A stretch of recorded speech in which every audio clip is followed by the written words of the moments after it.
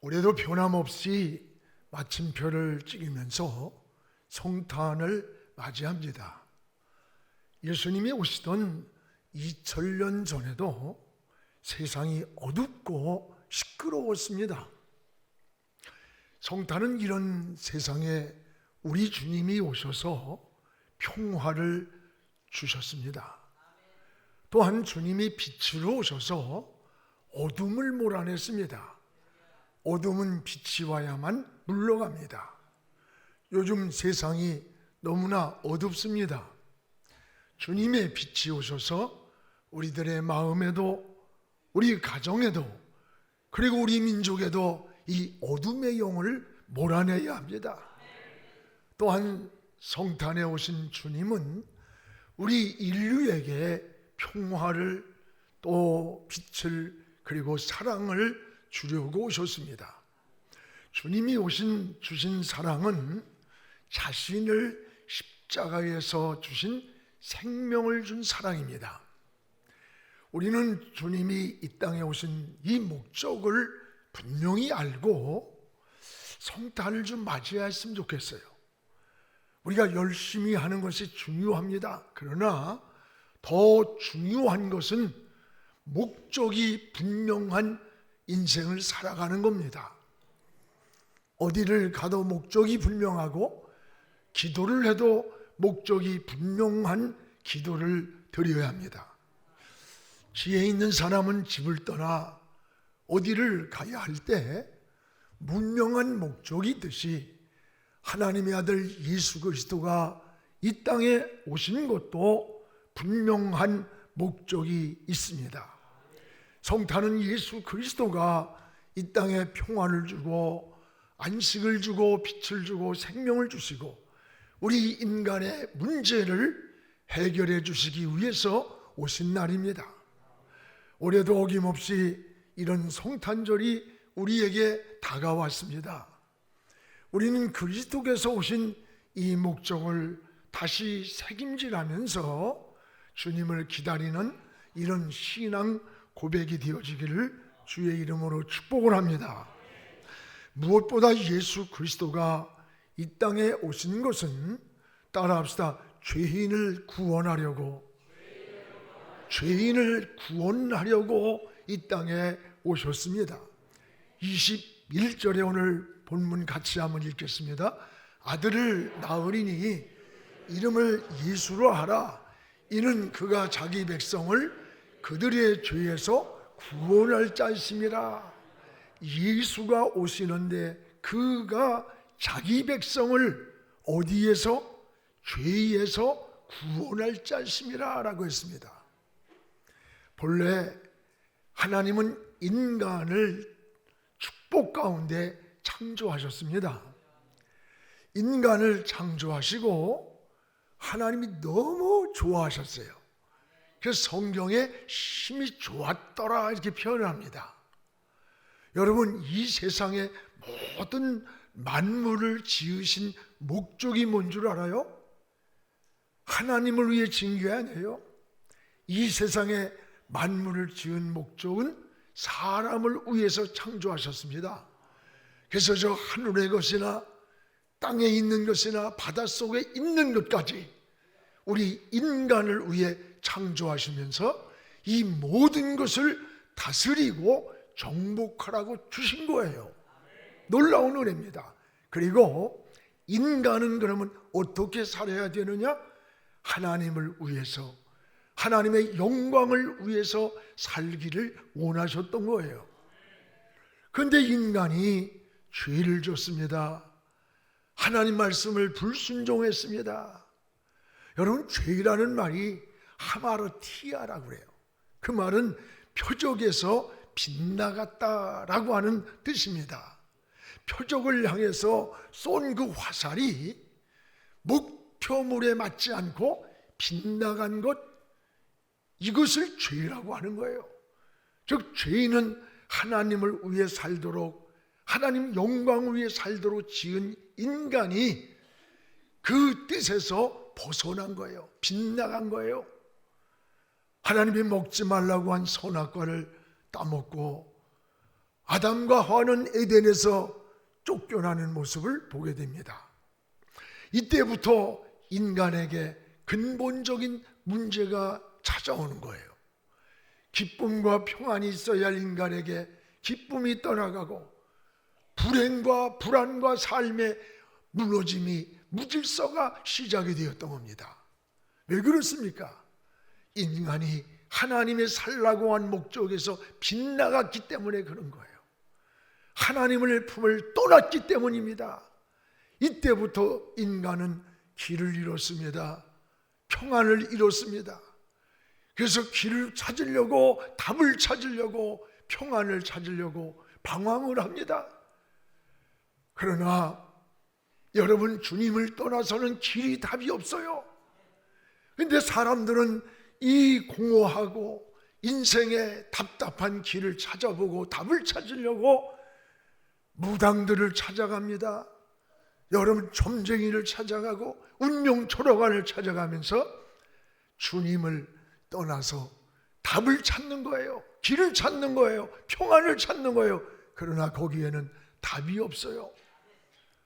오늘 여러분, 예수 그리스도만이 우리 인생의 영원한 하나님께로 가는 길이요, 참 평안이요, 해답이기 때문입니다. 그래서 우리 그리스도인들은 이제 연말이 되고 연초가 다가오는데 뭐 장난으로라도 토종 비결을 보고 또 어디 가서 운명 초록안을 찾아가 운명을 물어보고 점쟁이를 찾아가고 그런 짓 하지 마세요. 이거 마귀에게 속는 거예요. 전에 한 번은 집사님이, 목사님, 내가 참 부끄러운데 기뻐요래. 그게 뭐냐 그랬더니 점쟁이를 찾아갔는데 자기 얼굴을 빤히 쳐다보더니 너 왜 예수한테 가지? 나한테 왔냐? 그러더래. 그게 부끄러워가지고 막 뛰어왔는데 생각해보니까 자기가 가짜가 아니라는 생각이 들어서 기뻤대. 아휴, 그 인간을 집사로 임명한 제가 문제가 되죠, 목사가. 여러분, 점쟁이가 운명철학원이 여러분의 삶을 운명을 점을 친다? 만약에 점괘가 나왔다면 무당이 가짜든지 지금 점을 받고 있는 그 집사가 가짜가 될 거예요. 왜? 우리는 하나님의 빛 가운데 있는 하나님의 영이 우리를 지배하고 있는 거예요. 우리의 운명을 누가 점을 칩니까? 우리의 운명을 누가 말할 수 있습니까? 우리의 운명은 하나님만이 주관하는 거예요. 여러분, 쓸데없는 짓 하지 마세요. 그 마귀한테 속는 거예요. 예수 그리스도만이 인생의 길이고 예수님만이 영원한 평안이고 영원한 인생의 해답인 거예요. 예수님께로 가야 우리에게 무거운 짐을 내려놓는 안식이 찾아오는 거예요. 그래서 예수님은 인간의 가장 근본적인, 따라봐요, 죄의 문제, 가장 인간의 근본적인 문제는 죄의 문제야. 이 문제를 해결하러 오셨습니다. 죄는 육체의 고통만이 아닙니다. 죄는 이거보다 더 무서운 정신적인 고통을 주는 거예요.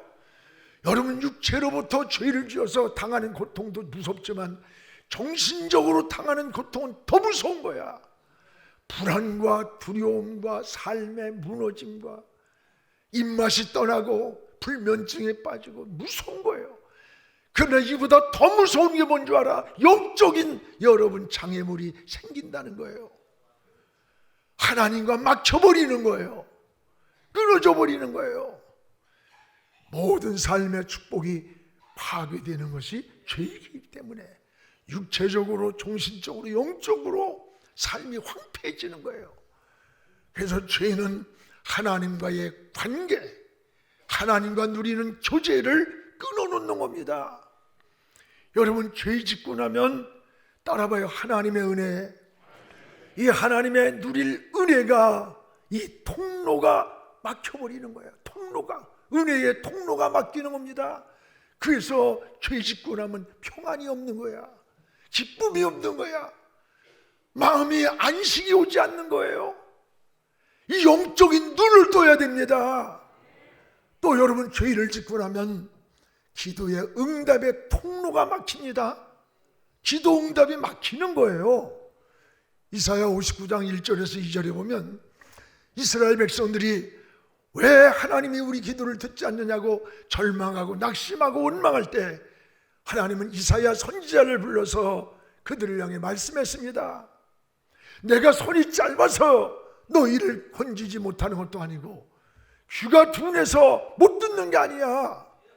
너와 나 사이에 따라봐요. 죄악의 담이 가로막고 있기 때문이라는 거예요.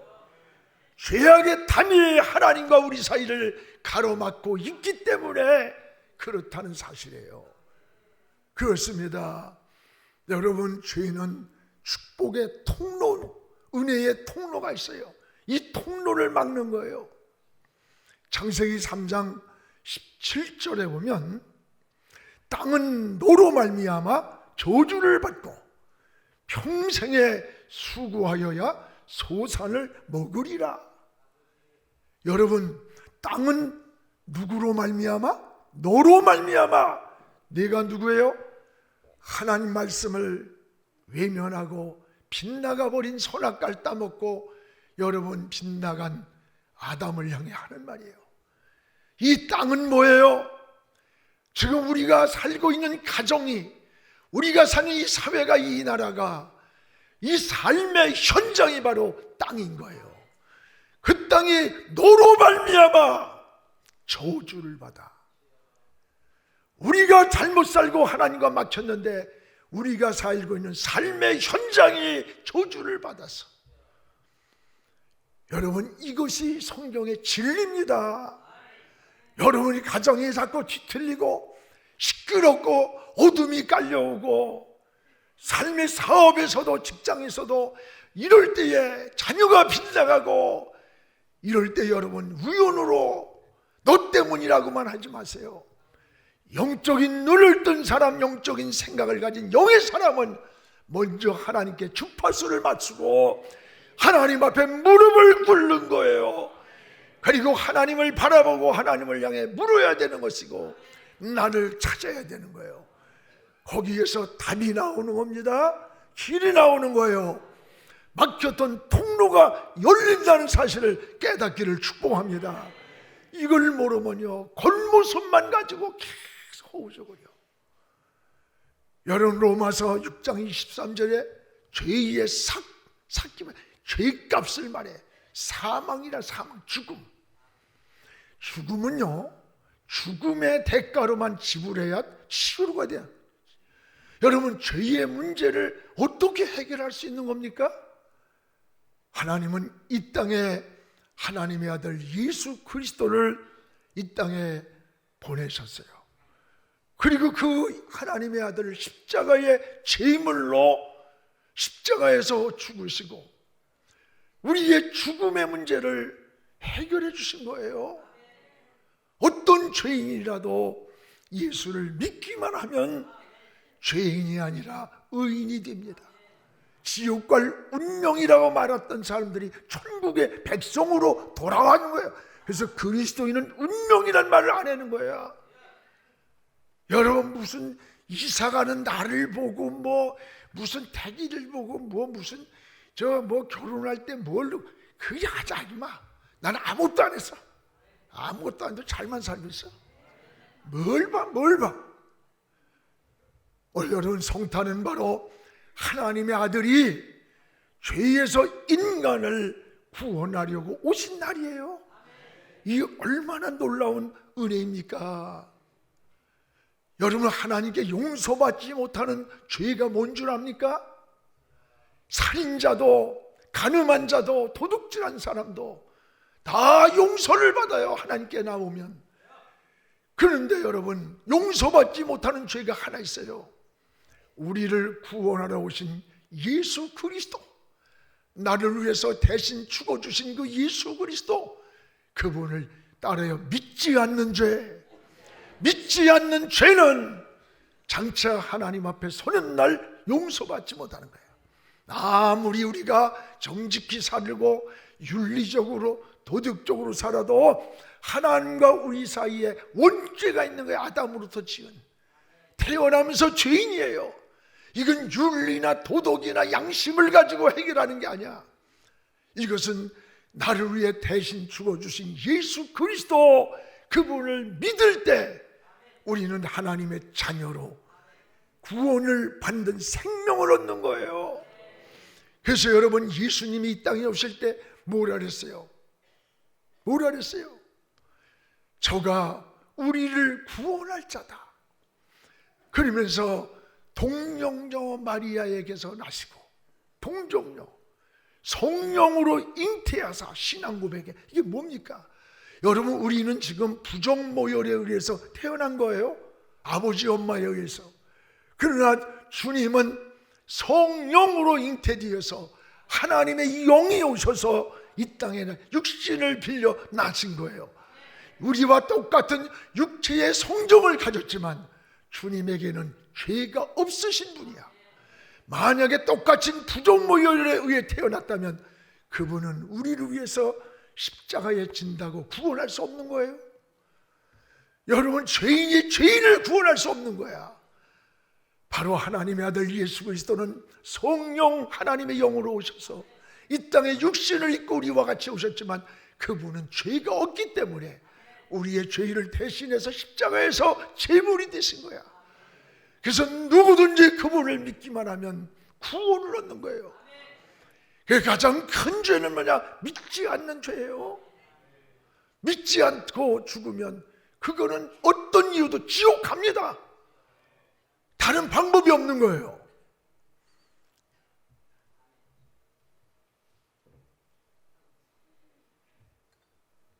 물 마실 때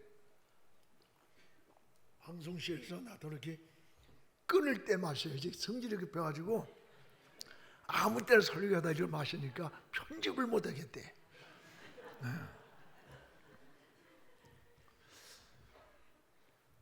잘했어요? 아유, 잘했다고 사인해. 전에 원자탄이 투하되었던 히로시마를 가봤어요. 여러분 많이 가봤잖아요. 미국에서 원자탄을 투하하기 전에 여러 모양의 경고문을 보였던 겁니다. 광도 시민 여러분, 50리 밖으로 피하십시오. 1945년 8월 6일 오전 몇 시에 이곳에 원자탄을 투하합니다. 여러 전단지로 일본말을 써서 사람들에게 보냈어요. 사람들은 이 말을 믿질 않았어요.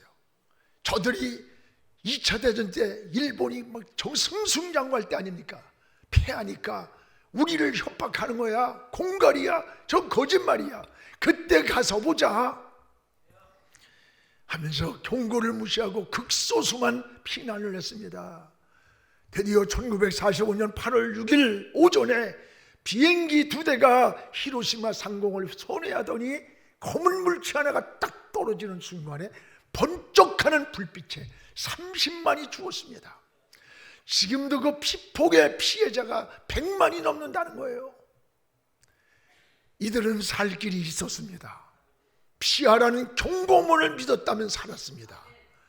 이들이 피하라고 하는 경고문을 무시했기 때문입니다. 오늘날도 똑같은 거예요. 여러분, 세상에 가장 큰 죄가 뭔지 알아요? 예수 믿지 않다가 죽으면 길도 없고 답도 없고 영원한 지옥으로 가는 거예요.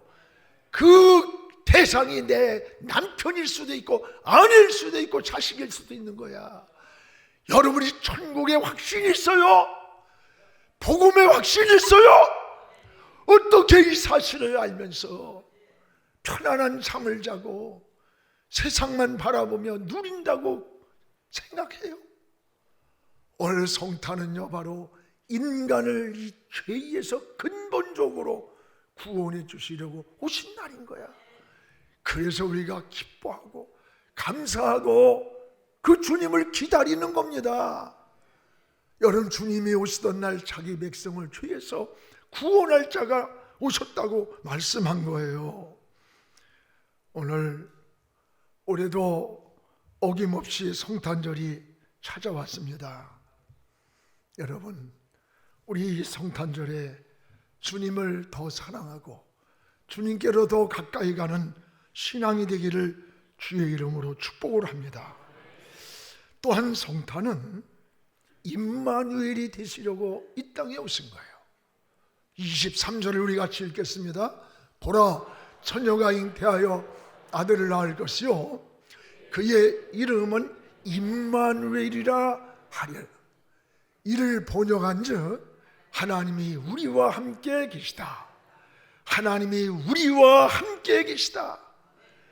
아들 예수를 낳으리니 그의 이름을 임마누엘이라 하라.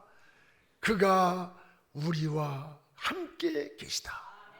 하나님이 우리와 함께 계신다는 말씀이 바로 임마누엘이에요. 우리와 함께 계시려고 주님이 오신 거예요. 하나님이 사람과 함께 계신다는 말씀. 오늘 우리는 어떻게 삽니까? 임마누엘 신앙으로 살아야 되는 거예요. 나와 함께 하시는 하나님, 나를 지키시고 나와 동행하시는 하나님, 또 우리 속에 계시는 그 하나님, 이것이 임마누엘의 신앙이에요. 여러분, 성경에 하나님의 사람들의 공통점이 뭔 줄 알아요? 임마누엘 신앙으로 산 사람들이에요. 성경의 요셉을 보세요.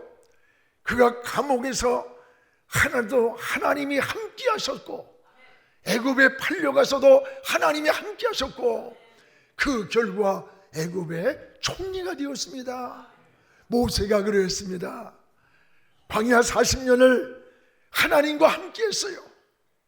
여러분, 120세의 세상을 떠나는 날에도 저 하나님을 바라보는 눈이 어두웠지 않았다는 거야. 육신의 시력이 밝았다는 얘기가 아닙니다. 하나님을 바라보는 신앙의 눈이, 믿음의 눈이, 영적인 눈이 끝까지 어두워지지 않았다는 거예요. 또 하나의 기력이 쇠하지 않았다는 게 뭐예요? 하나님을 사랑하며 하나님을 섬기는 그 영적인 세심을 끝까지 잃지 않고 신앙의 믿음의 경주자로 완주했음을 보여주는 거예요. 오늘 여러분의 인생도 일어나는 임마누엘의 신앙 되기를 축복합니다. 또한 여러분, 다윗이 그랬습니다. 여러분, 이 인물들이 고난이 없었느냐, 풍랑이 없었느냐? 아니에요. 다윗이 이런 고백을 해. 시편 23편에 내가 사망의 음침한 골짜기를 달릴지라도.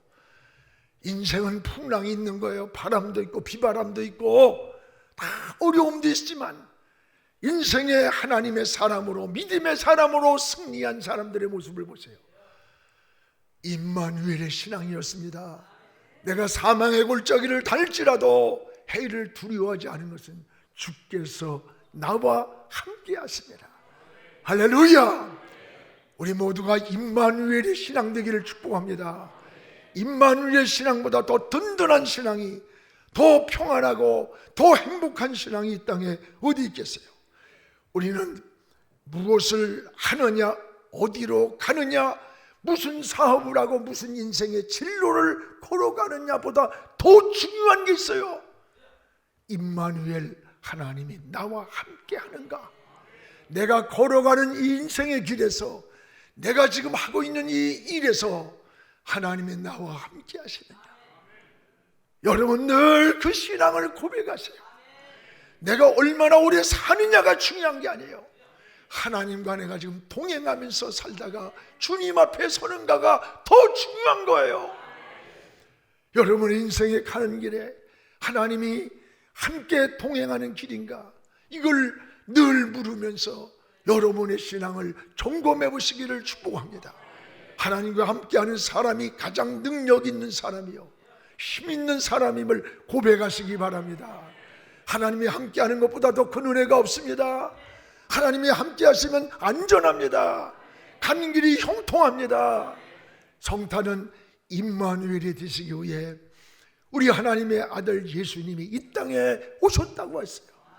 우리 주님과 함께 동행하다가 이 세상 어느 날인가 장막을 떠날 때 저 영원한 천국까지 우리 주님과 함께 사는 이런 임마누엘의 삶의 신앙이 되기를 주의 이름으로 축복합니다. 또 하나는 오늘의 성탄은 다시 따라합시다. 다시 오실 주님, 오늘의 성탄은 누구를 기다려야 되느냐? 다시 오실 주님을 기다리며 맞이하는 거예요. 우리 주님 반드시 다시 오십니다. 언제 올지 모르나 다시 오세요. 초림의 주님과 재림의 주님의 모습은 전혀 달라요. 초림의 주님은 십자가를 지려 오셨습니다. 그러나 다시 오실 주님은 심판의 왕으로 오시는 거예요. 초림의 주님은 우리를 구원하려고 오셨습니다. 그러나 다시 오실 주님은 구원받은 자들을 데리러 오시는 거예요. 여러분을 위로해 주시고 눈물을 닦아 주시고, 또 여러분 처음에 오신 주님은 나귀를 타고 예루살렘을 입성했습니다. 그러나 다시 오실 주님은 백마를 타고 이 땅에 오시는 거예요. 초림의 주님은 채찍을 맞으려고 오셨습니다. 다시 오실 주님은 철장의 권세를 가지고 승리의 신도를 여러분에게 주시려고 오시는 거예요. 초림의 주님은 섬기려고 오셨습니다. 다시 오실 주님은 만왕의 왕으로 오시는 거예요. 초림의 주님은 말 위에 오셨습니다. 그러나 다시 오실 주님은 천사장의 나팔소리와 함께 저 구름을 타고 온 만인이 보는 앞에서 알곡을 추수하러 오시는 거예요. 초림의 주님은 구원의 씨를 뿌리려 오셨어요. 다시 오실 주님은 뿌린 씨를 추수하러 오시는 거예요. 그때 여러분이 알곡되기 바랍니다. 열매로 주님의 손에 추수 안에 들어가는, 주의 창고에 들어가는 하나님 사람들 되기를 축복합니다. 주님이 오실 때 죽은 자들이 먼저 무덤이 열려 부활을 합니다. 그리고 살아있는 여러분들이 죽음을 보지 않고 변화 성도가 되어서 공중에 재림하는 주님, 천사장의 나팔소리가 들릴 때 우리가 다 따라 올라가는 거예요. 할렐루야! 저는 이 생각만 해도 너무 기뻐요. 여러분, 바닷가에 모래가 막 있지만 거기에 큰 자석을 갖다 문지르면 속송이 가르던 세부치가 다 따라 붙듯이 똑같은 것 같이 세상 살아가는 것 같지만, 주님이 오시는 그날에는 구원받은 사람, 영의 사람은 주님과 우리와 속송이 같아서 다 따라 올라가는 거예요. 그때 남은 자가 아니라 들림받는 자가 되기를 주의 이름으로 축복을 합니다. 이런 감격과 은혜를 가지고 하나님 섬겨야 돼. 우리가 살면 얼마나 더 살아. 여러분들 너무 오래 살라고 질긴 짓 하지 말아. 적당히 살아. 적당히 99세까지만 살고 가들 뭘 이렇게 많이 살라고 그래. 사랑하는 우리 성도 여러분, 우리는 다시 오실 주님을 기다리는 겁니다. 진정한 상급, 진정한 면류관은 언제 받느냐? 우리가 세상을 떠나서 주님 앞에 서는 그날에, 아니면 주님이 다시 오시는 그날에 여러분의 면류관을, 영원한 상급을 우리에게 주는 거예요. 그래서 주님은 뭐라 그랬어요? 행한 대로 일한 대로 갚아주신다. 갚아주신다. 주 안의 수고가 결코 헛되지 않는 수고라는 거예요. 그렇습니다. 우린 주님이 언제 오실지 아무도 몰라요. 오직 하나님만 아시는 비밀입니다. 여러분, 보라, 내가 속히 오리니 내가 줄 상이 내게 있어. 각 사람에게 행한 대로 갚아주리라. 나는 알파와 오메가요, 처음과 마지막이요, 시작과 끝이라고 했습니다. 그렇습니다. 주님 반드시 다시 오십니다. 신앙은 항상 깨어서 주님을 기다리는 겁니다. 신앙이 기도하며 깨어있는 것이 바로 믿음 생활이에요. 주님 다시 오심을 기다리면서 본대로, 너희가 본대로 갈릴리 사람들아 내가 다시 오리라고 했어요. 약속을 했어요. 오늘의 성탄은 다시 오실 재림의 주님을 기다리면서 감사하며 기뻐하며 주님을 맞이하는 성탄이 되기를 주의 이름으로 축복합니다. 기도하겠습니다. 거룩하신 우리 아버지 하나님, 감사합니다. 오늘 하나님 한 해의 끝자락에서 성탄을 맞이하면서 주님 앞에 감사와 믿음의 고백을 합니다. 우리의 본질적인 죄에서 우리를 건져줄 자가 오시고 임마누엘이 되어서 험한 세상 어둡고 거친 세상에서도 우리와 함께 하시고 우리와 동행하시기는 우리 주님, 오늘 이제 다시 오실 주님을 기다리면서, 재림을 기다리면서 오늘 성탄을 맞이하는 우리 하나님의 백성들이 되게 하여 주시옵소서. 예수님 이름으로 기도하옵나이다. 아멘.